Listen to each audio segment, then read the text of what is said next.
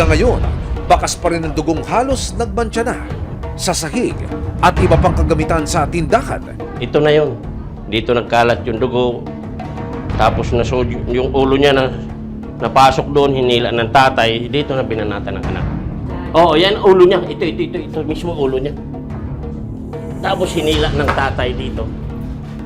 Dito na binanatan. Yan na mismo. 3 araw matapos mangyari ang krimen, nakaburol na ang mga labi ng biktimang si John John. Narito ang kanyang ina at mga mahal sa buhay.